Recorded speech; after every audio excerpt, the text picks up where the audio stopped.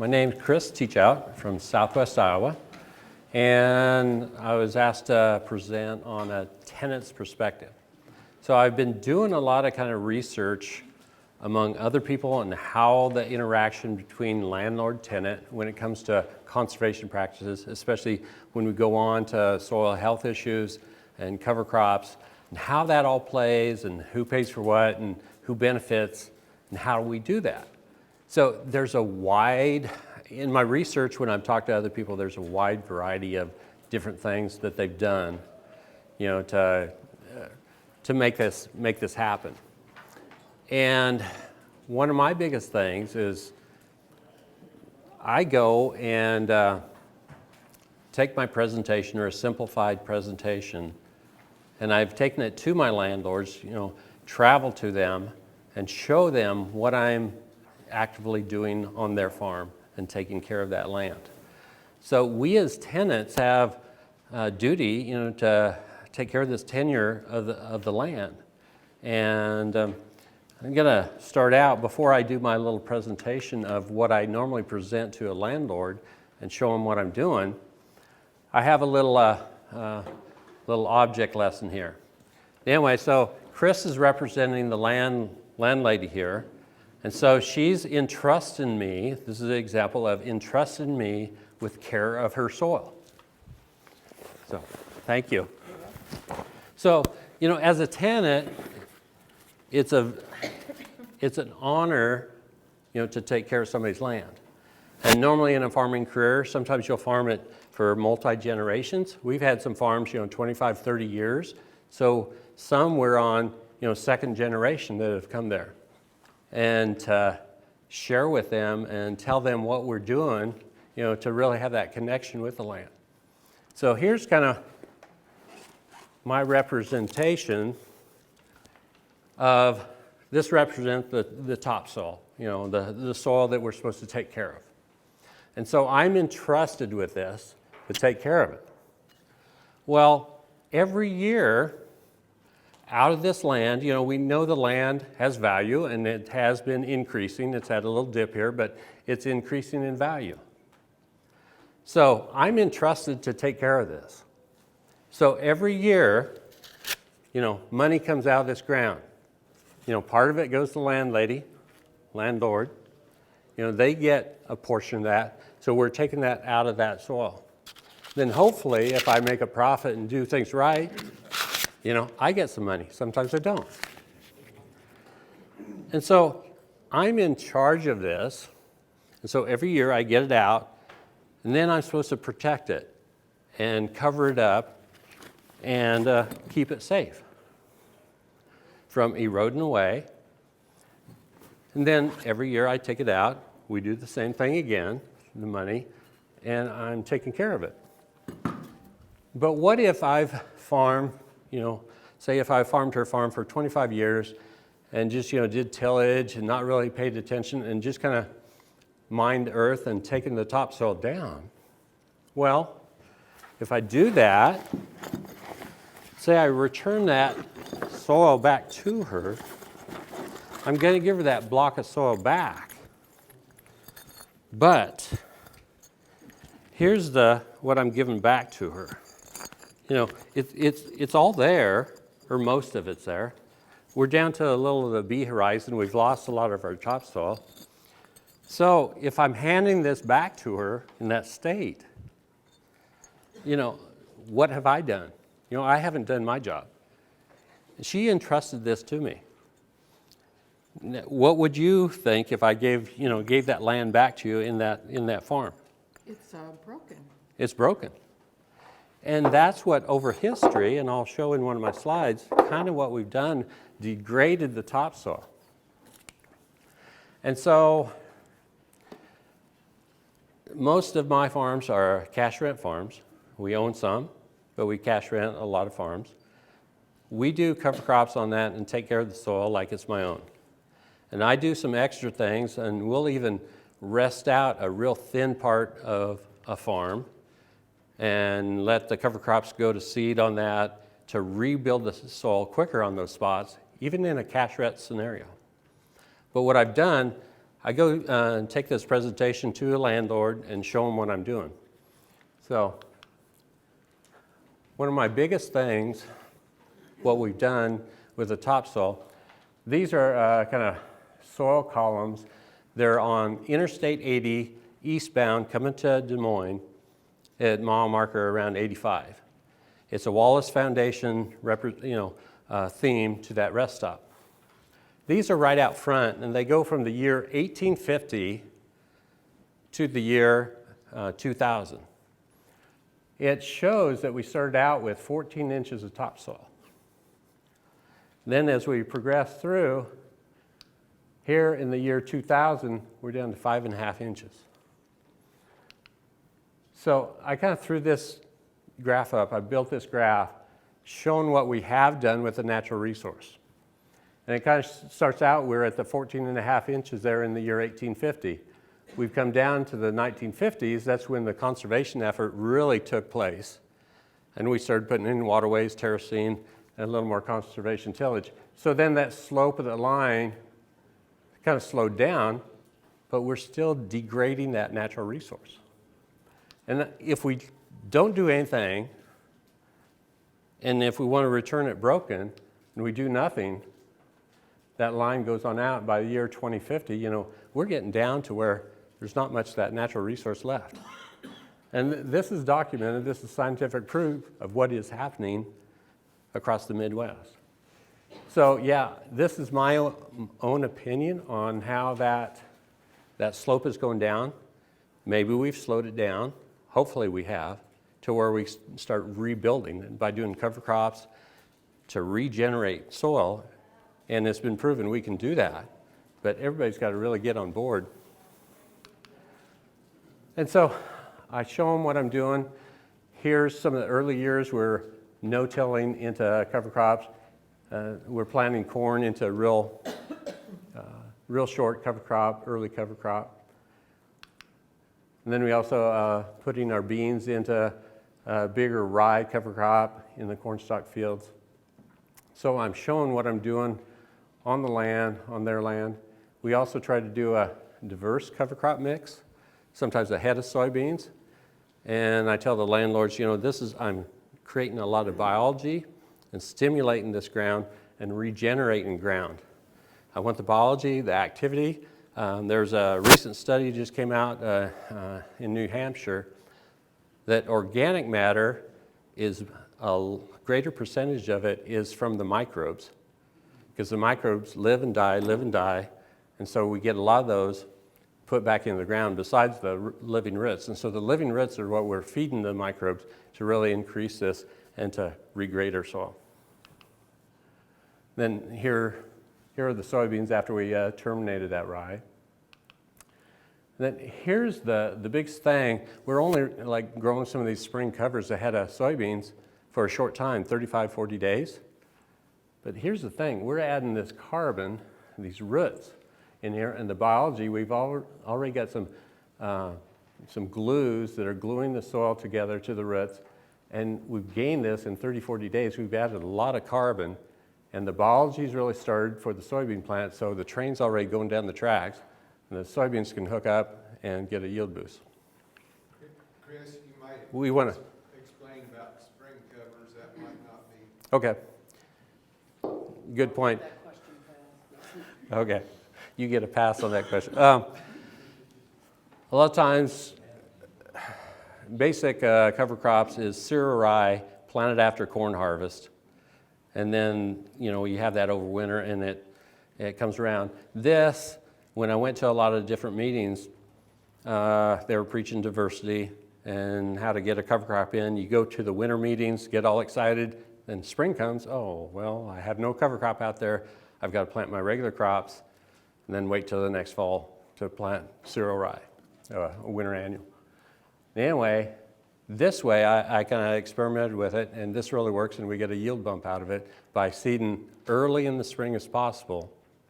And this also creates a lattice work of that soil that it's reduced compaction. It carries the equipment across there. We've done compaction studies in the wheel tracks going across that spring seeded cover and where we didn't have covers. And we had tremendously compacted ground in those wheel tracks compared to where we had this spring seeded.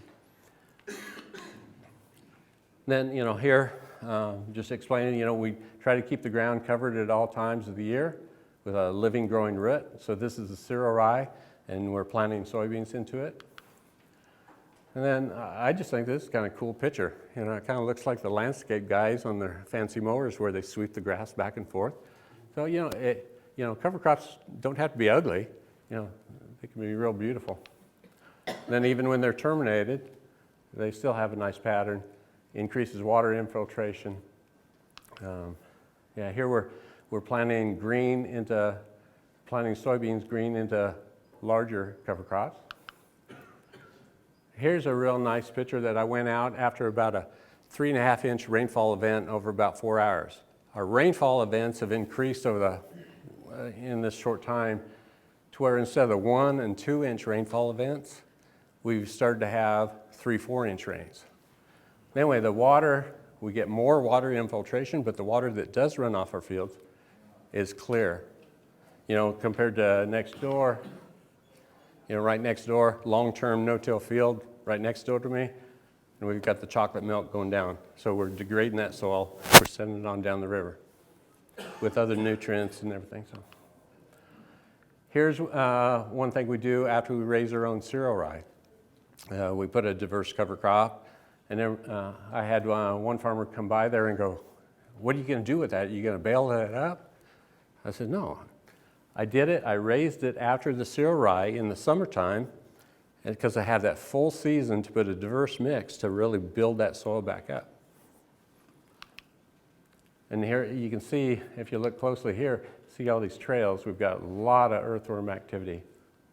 And a lot of times in my cornfields, later in the summer, the residue is all chewed up and eaten up because we've got so much biological activity going in the soil.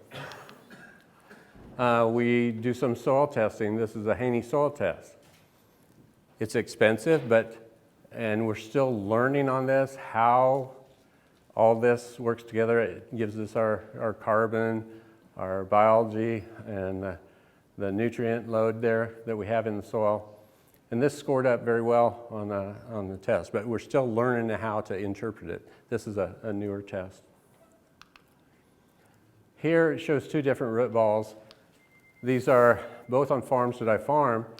These are our farms that I've done and really rebuilt the biology and really used the cover crops over time. So we're really building healthier plants. This is from a custom farm that I farm. I've farmed for 25 years, and it's strictly, variable rate, whatever the co-op says to put on, that's what they do. But it's not as healthy root system.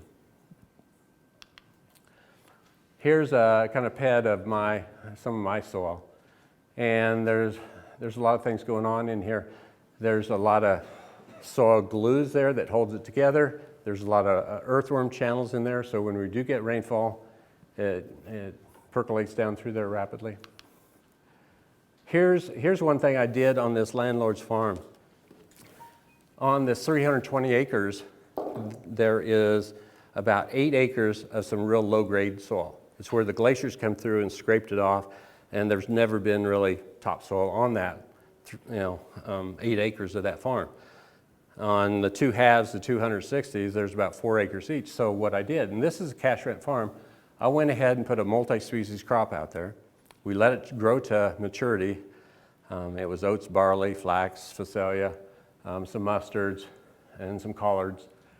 So we went out there and let it grow to maturity, and then about in August went out there and shredded that down. So we've got this ton of carbon, put that down on the ground. We've got tons of seed. Now, instead of 1-2 bushel of oats and barley planted there, we've got 30-40 bushel just shredded out there. And like I say, I'm doing this to build that soil up. And it's a cash rent farm. I'm not making any money on that 3-4 acres, but I repeated this on the other section of their ground the next year. And what I saw from this, before when we'd plant soybeans through this the rest of this ground up here has a CSR of about 77. These little spots have a CSR, a corn suitability rating of only 15 on those little bare spots. Anyway, we could only grow real small little beans on that little spot. It's very unprofitable. We shouldn't be farming that.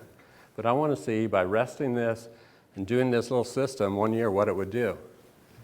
In 1 year's time, the yield more than doubled. You could not tell the difference from this ground to the real high CSR ground.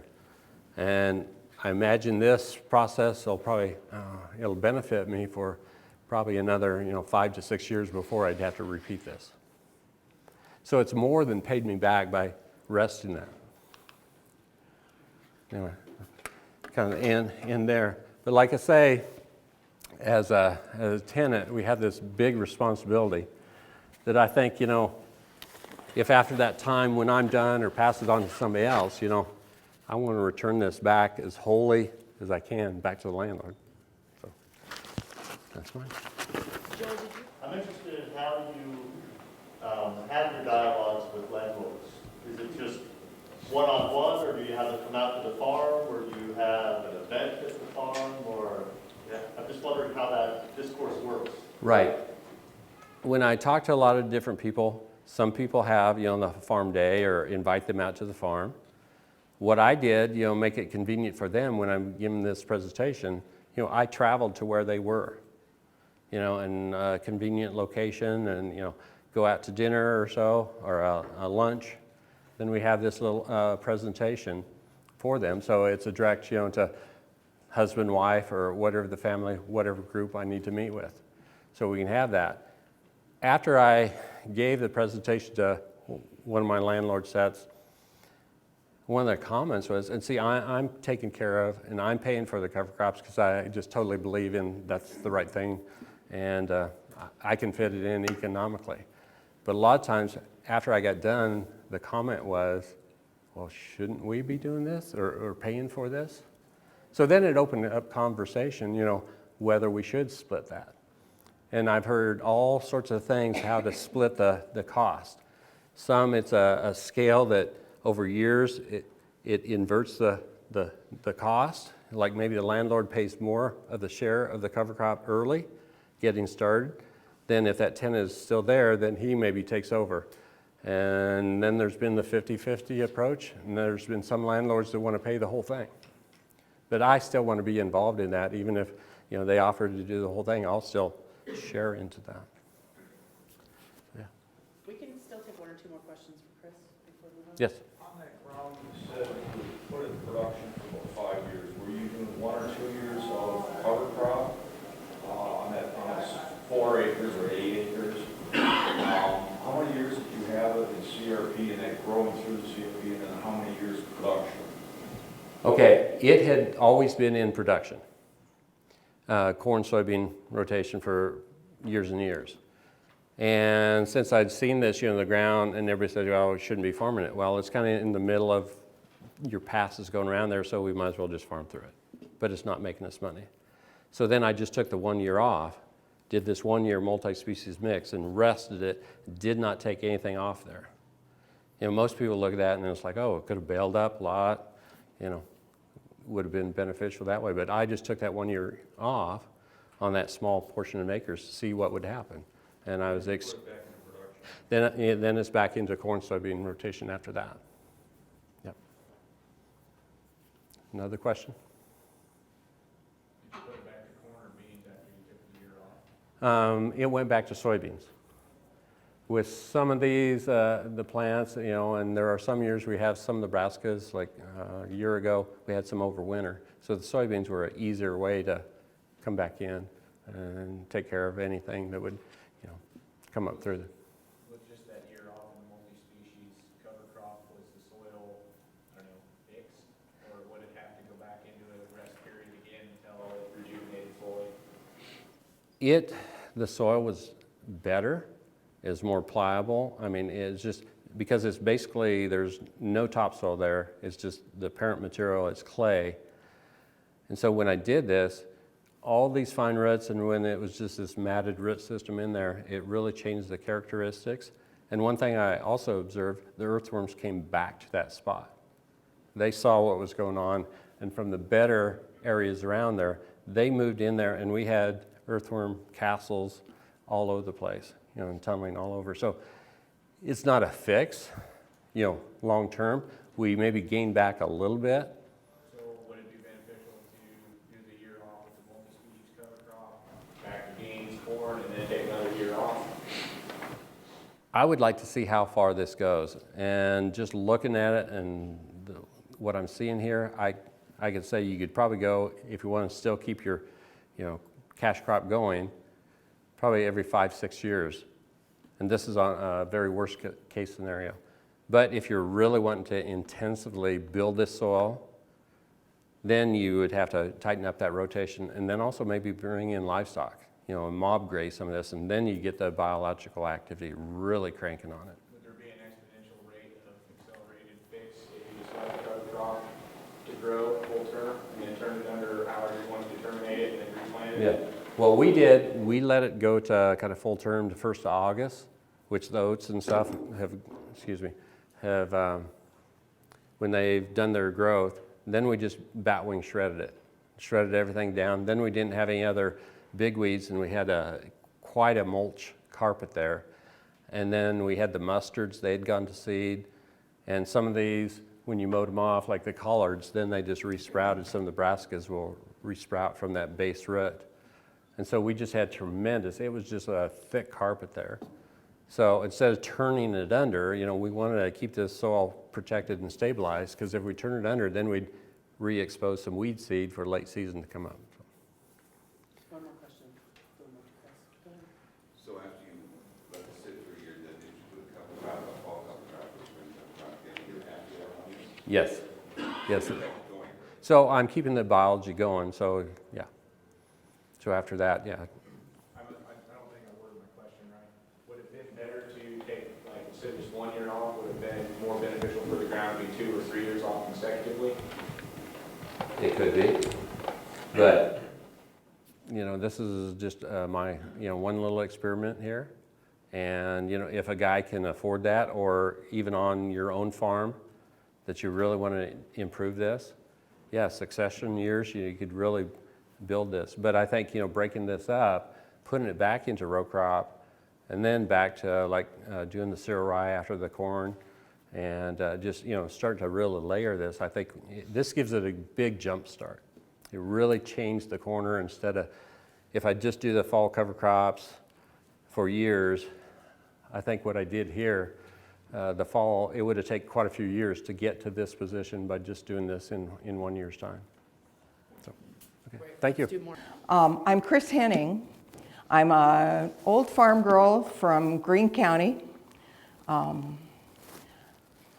I scared Sarah Carlson with the name of my slide.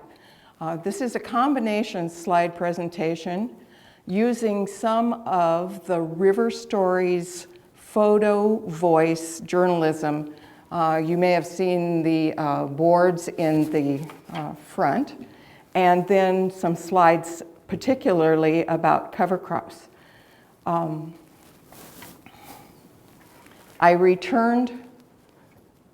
I left Greene County in 1966, and I was not ever coming back. Anybody ever had that kind of deal? And in 92, I came back home.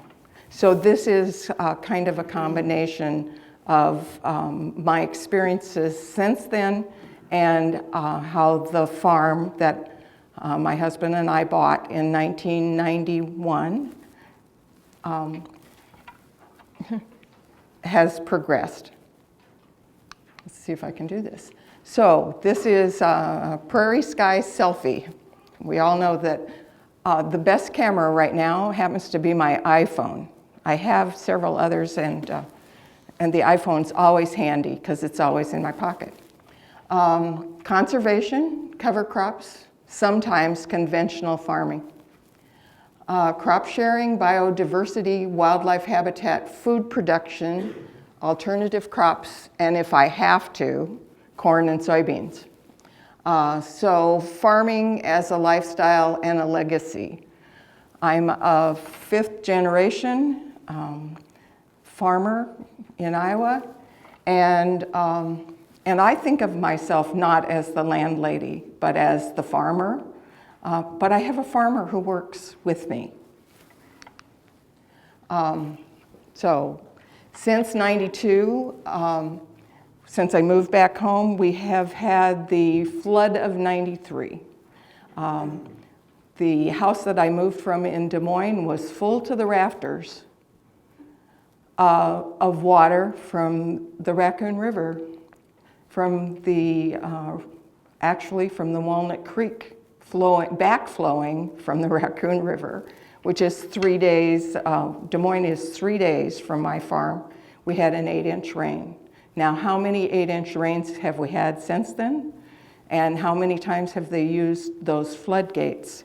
And how much of that time I got interested in what happened to the water coming off my farm and the farms up from me in the watershed, and then joined the Raccoon River Watershed Association to work on water quality. So this being one of those photo voice that after the morning skies after a shower with unexpected rainbows and the bluebirds that had just moved in that spring, and then changing our farming habits by putting out nesting boxes and keeping watch over the chemicals we use. I'm not an organic farmer. I wish I could be. But the years that this farm has been in production and the seed bank, okay, make things like this where dandelions cover the front yard. When I walked out there one day and I'm just determined that these dandelions, oh my God, I'm gonna have to dig these dandelions. And I see the ladybugs that I've not seen on plants. Can you see them there in the center? It was amazing to me. And the townie in me, the person who had pulled and dug and sprayed for dandelions, was like horrified to have that many dandelions. And the farmer in me said, let the bees have them, let the bugs have them. We haven't done anything for dandelions since. This was just like a watershed moment there. So this is the original farm, and I'm going to be talking about 3 farms. This one in '92, 145 acres, with all but the, let's see, this one, right? Now I can't see it from here, though. No? This one right here. Okay. Oh, I have to hold it. Yeah, Oh. Yeah, haven't done this for a while. So, no? There it is. Okay, so all but these, this is the crick. Actually, it's 3. Or if you count this one, and then where they're together, there are 4. All but the crick area and what used to be somebody's CRP, which is timber, was in production. The best crop was cuckleburs, okay? The erosion had cut gullies deep enough to lose my John Deere in it. The side hill seeps and wetlands grew snake grass and weeds. And the flood of '93 ripped big chunks out of the creek banks and carried the topsoil right on down the river. Okay? The corn yields barely topped 100 bushels an acre, and the bean yields were in the low 30s. Okay, so you notice there aren't much left for fields in this. This is a major wetland. There's another chunk there and another chunk over here. They were wet year-round, okay? So they're in the wetland program. The very first CRP on this was the 26 acres on all sides of these streams. Buffer strips, to keep not only the soil, but the chemicals out of that water. There's a little patch behind my house here, and these fields here. These fields have had now cover crops 7 years, the rest of them 8, okay? And I just re-upped for the second re-up on some of this ground, the buffer strips being part of it in 2015. They were in 10-year programs. This is what the creeks look like, okay? And you see tile, right? So the first tile in this area was dug in 1915. We have on one of the other farms that I now own, we have a barn that has 1915 incised into the concrete of its foundation. So if you assume that they put those tiles, hand dug them 6 feet deep, and you've got 19 acres of creeks, think how much topsoil has gone from this farm.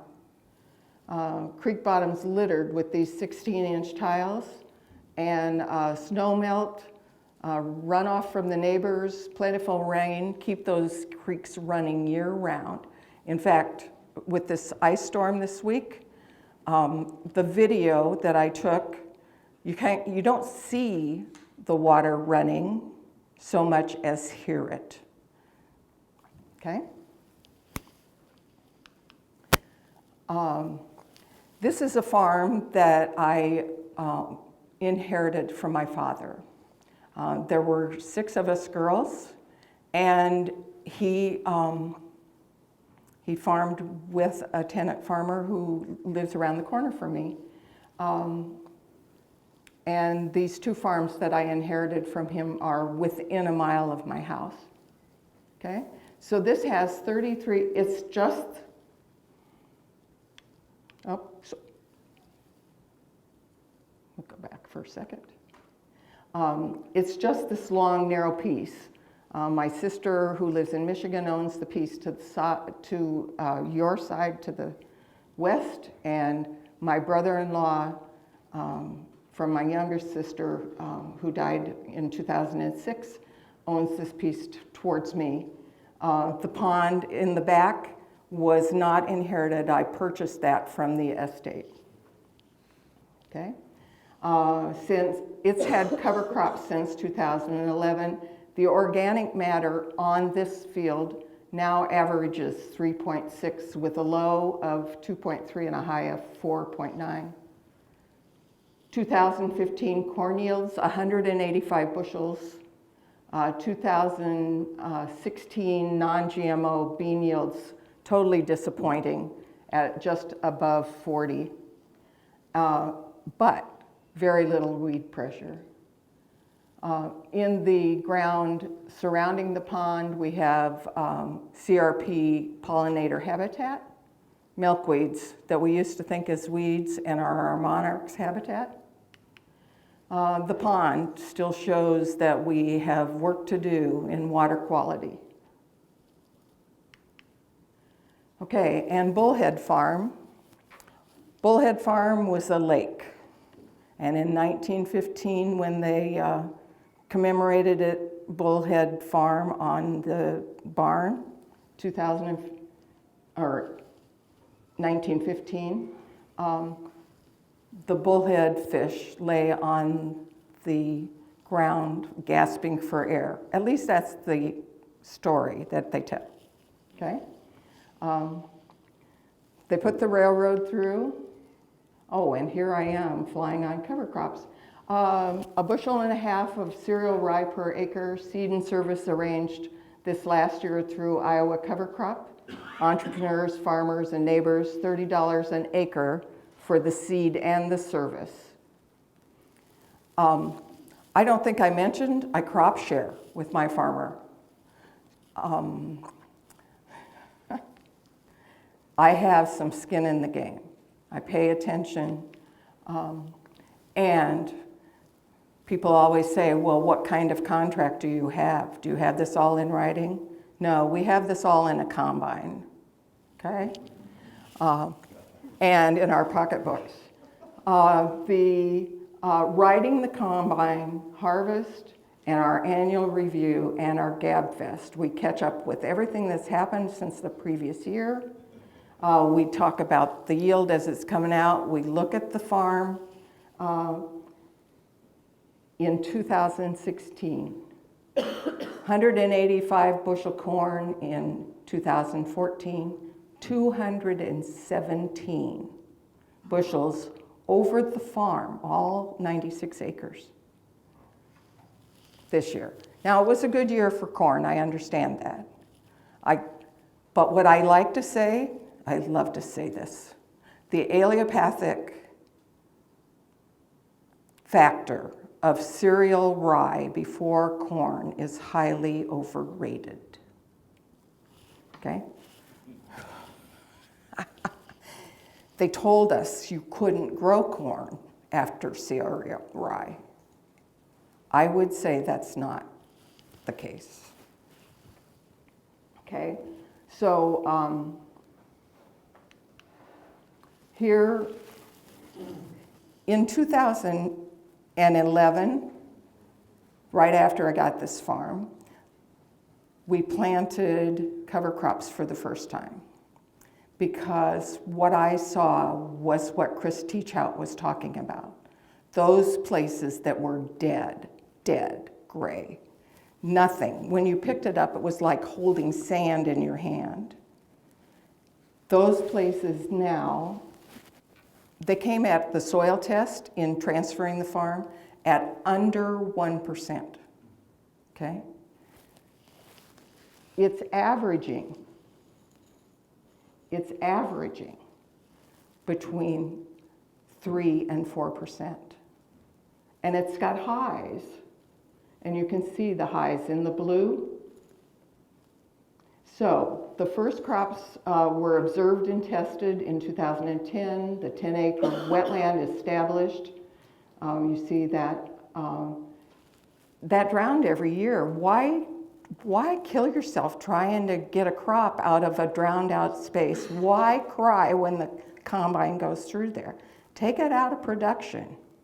It raises the whole CSR of your whole farm. And then 2012, the 173, 2014, 187, 2016, 96 acres, 217. The cover on the ground and the cover after harvest this year. So the cover on the ground in the spring and the cover on the ground this year, right after harvest, like a month and a half after harvest, cereal rye. The best part of this, not just my farm. My tenant says, last year he says, I hate to say it, but this looks like it's working. This year, he says, I think I'm going to put that on 160 acres over there on that rolling farm about 2 miles from me. That is success for me. Seeing my neighbors across the road where the water is gurgling so loudly and carrying brown water into my creek, when they do it in 2 years, I'm going to buy them a bottle of champagne. Okay. So now we'll talk just briefly. My prairie icons are my walnut trees, my deer. The habitat is just phenomenal with all of this prairie grass and cover crops. The skies that my farm's named after in the morning, and as sunset over the cover crops. Okay, so you've got the buffer strip surrounding the cover crops, the trees in the gully that no longer, and thankfully not this year, but snow in January. And thank you, Practical Farmers of Iowa, for helping tell us about these programs, helping teach us about these programs, and helping us spread the word that Iowa farmers can make a difference in their water quality, in the quality of their land, and in the quality of life, not only in Iowa, but in this world. My activist thanks you.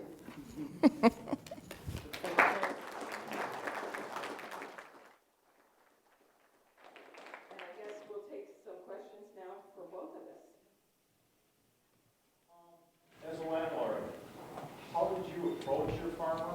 And did you start out covering the whole cost of the cover crop, or how did you go about that? Okay, so he's asking me as a landlady how I worked with my farmer to cover the cost. The very first 3 years of cover crops were covered partially by the NRCS program to establish cover crops. And so we let them pay for their half, the NRCS, and we each paid a quarter, okay? And that was before I owned the land from my dad. And so it was just on my acres. I had more acres then that we were farming. But yes, and since then, we have just split the cost. We do this odd thing probably, or it feels odd to me. One year he did rent from me, and I rented one other year to someone else. And I don't like it when I rent to somebody. It doesn't feel like it's my farm. And I can't say, hey, do you know, or what about those thistles over there? So we crop share, but I pay for the cover crops and he pays for the corn seed. And then when we're settling up right after harvest or after we both get I have to market my own crop, and he does his. After we get our crop money, then we settle up, and he pays me my half and I pay him his half. So that's how that works now. Questions for Chris or for me? Anything else? So do either of you have experience working with farm managers? And do you have any thoughts on how to make that part of the equation work towards conservation? Okay. So the question is, do either of us have any experience working with farm managers? And no, I'm managing my own, and thankfully that's all. Yeah, years past, when we were just conventional farming, we dealt with farm managers. But now, I don't deal with those, and so I can't say I have any experience along the farm. Any suggestions? Do you have any suggestions if a tenant has a farm manager or a landlord has a farm manager, how do we make that work towards the conservation mission? In some of my research and talking to other groups, we were in a roundtable discussion down in St. Louis at the National No-Till Conference and on the subject, and so I was kind of seeing what they did. And one gentleman brought up how he sells his operation. He goes to the bankers, land managers, lawyers, some of those that maybe have first contact with the landlord that may be interested in getting the right tenant. And so he was selling himself by giving presentations or just getting the word out there and be a salesman and, saying, this is what I'm doing. And when you find that right farm manager that goes along with you, you'll pair up and just get out there and spread the word if you're looking to expand. And that's what he was doing, is becoming successful of, gaining access to land with the common wavelength of thought. Just like, our wavelengths are on the same page and stuff. Now, some landlords that just, are in it for the money, I don't want that money. I want this common approach to working together. Lee. Yeah, thanks. My question is about being an example in the neighborhood. So both on the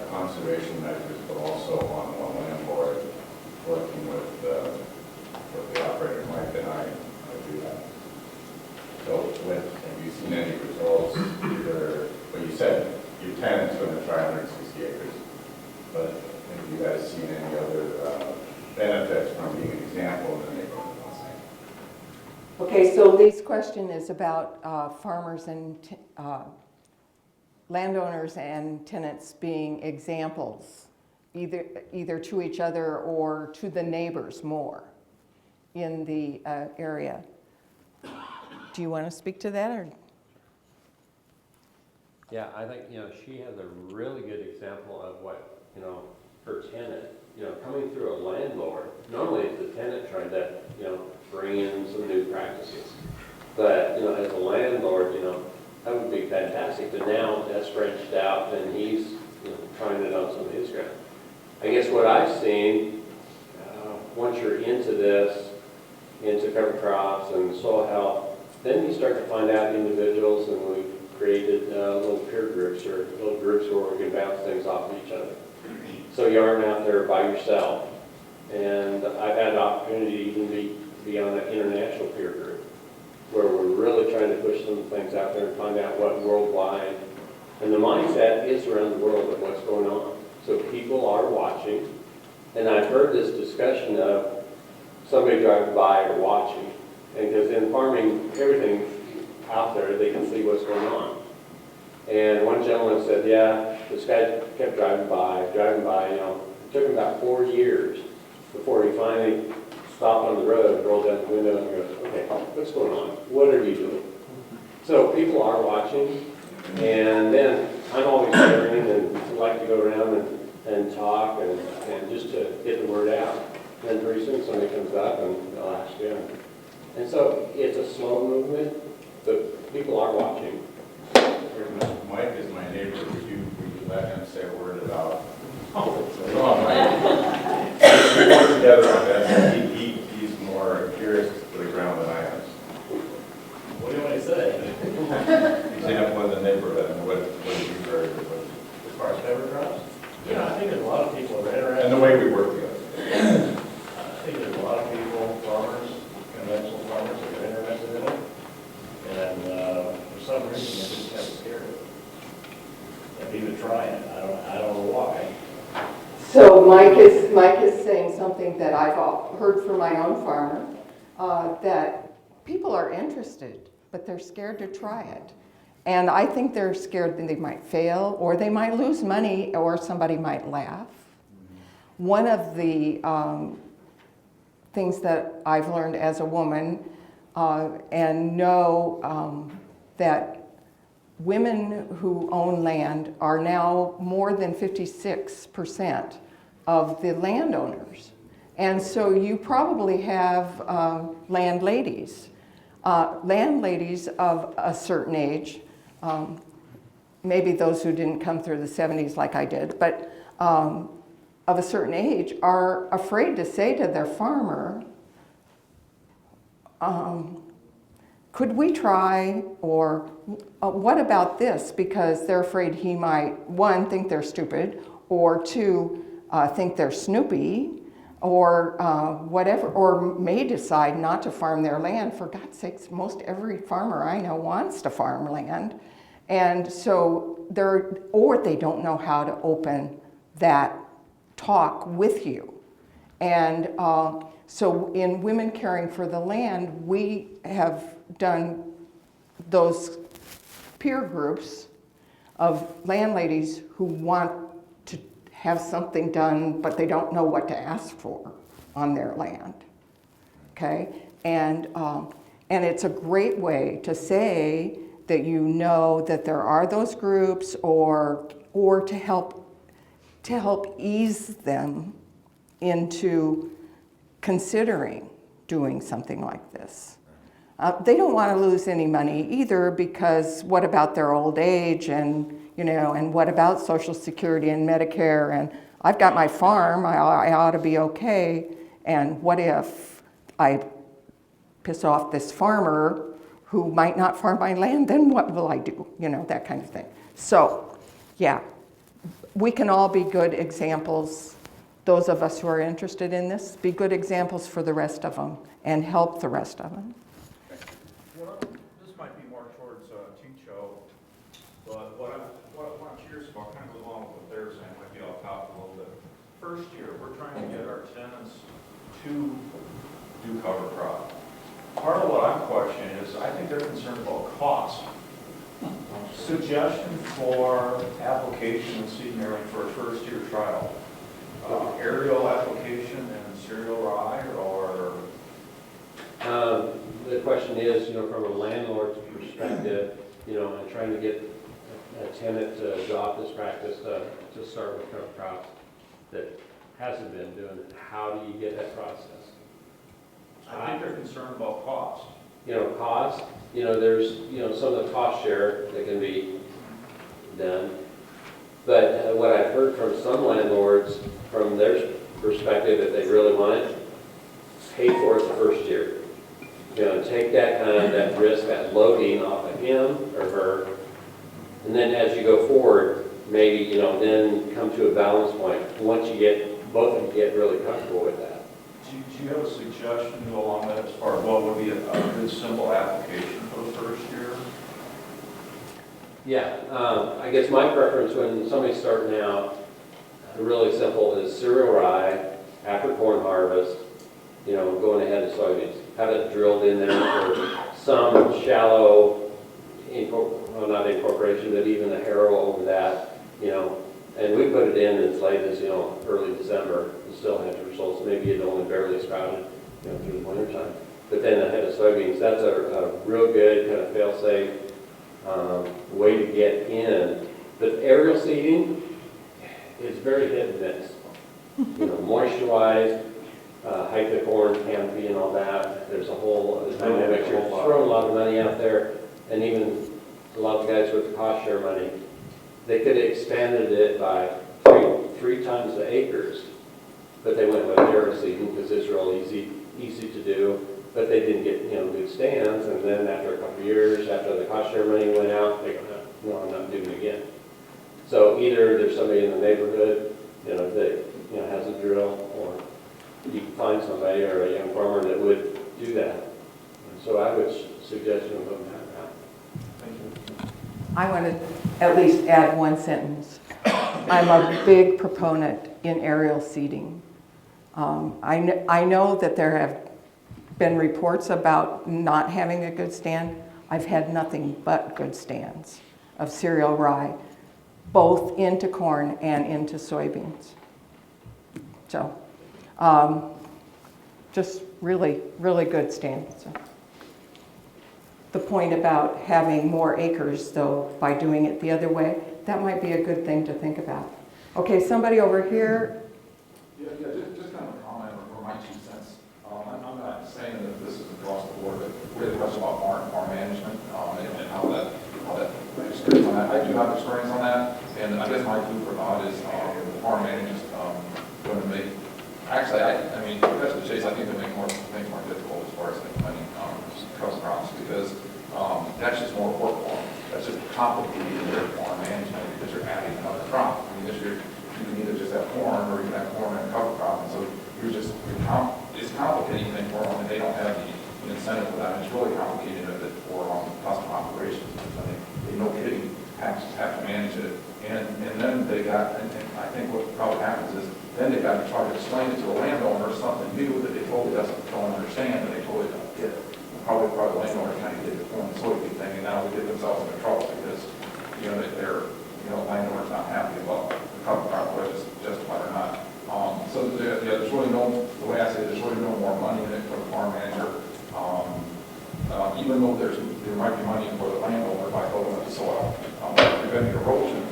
So the landowner's motivated by those things, building up the soil, erosion, maintaining the value of land, which the farm manager, they don't have nearly the motivation for those things because they are not the owner. The farm manager is not the owner.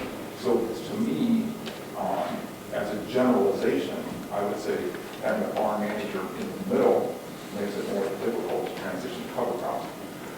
For cover crops, it makes it more difficult. That's consciousness. That's an interesting point. I think I could summarize the last point, that having a farm manager in the mix when you're trying something new like cover crops that benefits the landowner, that benefits the land, might make extra work for the farm manager and might not be as positive for him to be involved in. So we had some question over, I'm going to come back to you because I have a, yes, back here, you. Yes? Hi, thanks so much for a great presentation. And I have a question and then a comment. In terms of the farm manager, there are a few farm managers now that are seeking people, renters that want to do this kind of thing because they have, as you kind of alluded to, landlords that are looking for this and sometimes finding it difficult. So that idea about doing some promotion of yourself and get out there, look for groups like Farmland Stewardship Solutions that are looking for this kind of renter. And then my question is about equipment. Do you need new equipment for some of these practices? Is that a barrier? So we can, let me summarize your point about farm managers looking for people who are willing to try new practices, cover crops. And I've heard also for looking for people who are doing conservation farming, right? So there are people out there, farm managers and landowners looking for people who want to try these kind of things. And so marketing yourself would be a good idea if you're looking for more land. And then the question being, help me one more time. New, more equipment. Oh, do you need more equipment? Well, I don't have a plane, and so whatever, and I would be scared to death to do it anyway.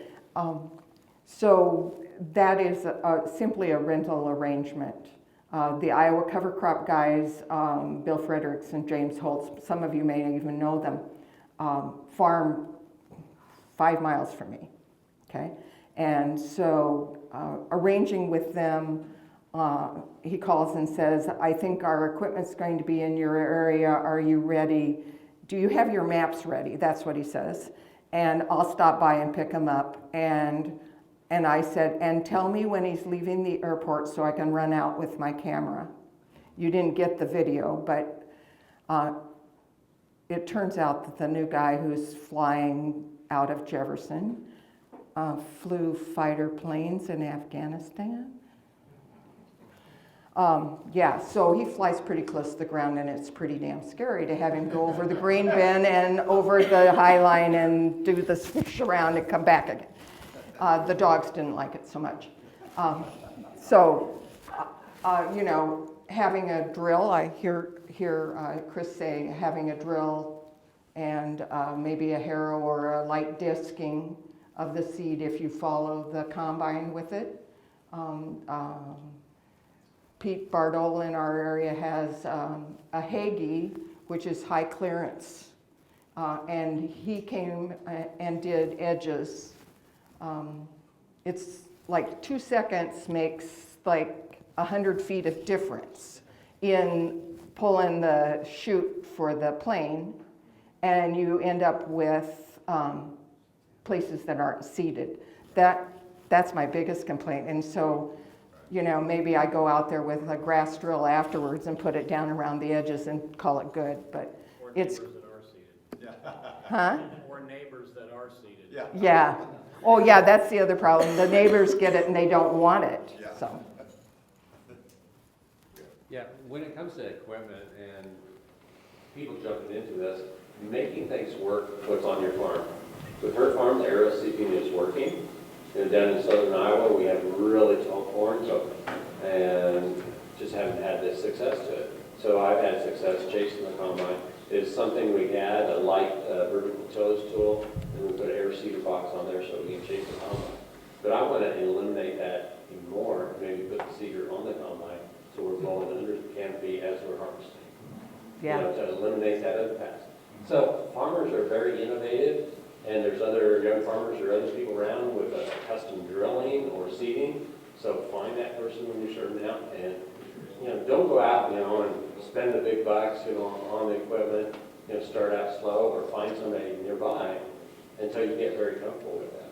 and kind of use what you have. I mean, there's guys hold out old John Deere Van Brunt grain drills. It'll scratch it across there, but with rye, it'll put enough dirt out there that, you know, you'll get a stand. So there's different things you can do. There's a lot of old equipment out there that can work. Okay. Two parts. First one is just, what is the average cost to start out? Cover crop, number one. Number two, is it more difficult to start out in the spring, or is it better to do it in the fall? What's the difference? Okay, so the two parts. The cost, what is an average cost? And the second, would you say do it in the spring or do it in the fall? My experience has all been fall planted, all been in standing crop, and has run between $30 and $35 for a bushel and a half of cereal rye. Per acre? Pardon me? $35 per acre. $35 per acre. With the plant. Pardon me? With the plant. Including the plant. Including the planting, yeah. With the plant, aerial seeded. Okay, so I'll And let. then does your farmer, the cost of the burn down in the spring to kill the cover crop, is that split? That's split. So the spring management is, that cost is split? That's, yes. It's That would be on top. and it's Roundup on top of that in the spring. Just a little thing about that. In the spring burn down at White Rock, they have experimented with leaving the cover crop, and planting into cover crop that is on its way to dying itself, and have not had much yield drag, which is pretty amazing. Pardon me? For soybeans, yeah. And I mentioned it to Tom. Yeah, he snickered. He did the same look that he says to me every time I say, I want to grow azuki beans again, because that's how I met him. We were in a project growing azuki beans. I want to grow azuki beans again, and every time he said, don't cuss at me like that. So, anyway. What have you tried? Anyway, cost-wise, we're raising our own cereal rye, and now cereal rye, since there's a lot of growers of it, you can get it down to, under $10, from I heard from $6, $7, $8 a bushel, and a lot of times we're only putting about 45 pounds on. So cost-wise, for the seed is nothing. It's easier to do it probably in the fall, than spring, But if you didn't get something covered or pick up a new farm, that's why I'm suggesting the spring. And there is this talk, I've heard more of the talk of growing, either the cereal rye or like oats and barley along with the soybeans and then extending before you terminate those. But we have to really prove that before we can get approval with RMA to do that. And so on an experimental basis, that seems to be working. But cost, then it's just the cost of the application or that pass over there. How much more time do we have? There's 6 minutes. 6 more minutes, so we got somebody clear the back. You've probably done this, and maybe Sarah knows about this too, but it'd be good if you could go back like 3 years in your experience and have all your detailed net inputs and then your outputs in terms of I'm talking about numbers, money, cost. And that'd be a good way that people could say, look, you invest 3 years in this situation. And the second point is the cost share is, that's available through the NRCS, is that right? That's something else I think is of value too. I mean, I'm sure you took advantage of some of that too. So the question, the comment is, it would be good to have 3 years worth of experience, both on inputs and on yields, all the way through. So the burn down cost and all of that. And be able to talk it on both corn and on soybeans. And second of all, the thought that NRCS has cost share available. When I was the Soil and Water Commissioner, we knew about it. And that's probably how I knew about it the first year. There was cost share available this year, even for those of us who had already tried. There was, I think it was $15 if you had had cover crops before, and $25 an acre if you had not had cover crops before. I heard after the program was full, after it was closed. And I'm an assistant commissioner still. So, you know, do we have to keep our ear to the ground, ask more questions? If we are interested in crop share, haunt the NRCS office, that might be one thing. Your idea about keeping records is, you may have noticed, I pay more attention to the deer than I pay to the numbers sometimes. And when you're putting together a presentation, it's not exactly helpful that you can't find the records, or you haven't done it in some sort of methodical way. And this morning I thought of 2 classes that I need to take at next PFI conference, one being on record keeping, and I think it was on this time, and the other being on how to interpret a soil fertility test in such a way that I could say to you what I said about organic matter, on how it made any difference on any of the rest of it. I can see the organic matter, personally see it, and then I can see the number. But the rest of those numbers and where I need lime and all of that, I told the guy at the co-op he was going to have to educate me when I got done with all of this. So. Yeah, your idea of, you know, having all the numbers there. A lot of times when I've been progressing through that, I am changing the system and perfecting the system. So I kind of call it ready, shoot, aim. That sounds a little crazy, but when you first buy a gun, what do? You take it out of the box and you go inside it in, because you don't know where that thing is shooting. So a lot of times with my numbers, and why at first I'm not sharing those, is because a lot of times people get really fixated on that. And yeah, it's my operation, I want to show it, and I will tell, you know, pros and cons of cover crops and getting into that. But I don't want that to be the issue. I want to show some of the numbers of the soil health change and all that. That's my focus. And some of those numbers sometimes can be a little private and stuff like that between landlords and me. But it's got to be done. If you're going to deal with absentee landlords and people are not interested in trying to help out your tenants to encourage landlords to do it, you've got to have the numbers. You've got to show the difference, because the bottom line is profits. Yes, I agree with you. So, and I'm just not, you know, comfortable, you know, sharing those at this time. But I guess, yeah, we need to do that. We need to share that. And a lot of times when you have conversations with the landlords, when I was talking to other people, they would share their financials with the landlord. As long as it, you know, was a long-term, a trusted relationship, then they can share that and show what's going on, especially when the corn has dropped, you know, like it has, the prices, and the economics, to really show what's really going on out on the farm, so that there is that understanding between both parties. After one more. In terms of numbers, have you ever, when talking to the landlords, shown any numbers that document improvements in the soil resource? Yes, I have. He was asking if we had shared with the landlord in the improvements, you know, with the soil test. Yeah, in the presentation and stuff, I'll show, you know, some of where we were and where we are and what the improvements are. And even in that spot that I showed that we were doing over 1 year, we saw a slight improvement in that 1 year, but, you know, we couldn't measure some of the other things that we saw that was going on. But I try to share as much information as I can with them. Great, well, let's thank Chris and Chris.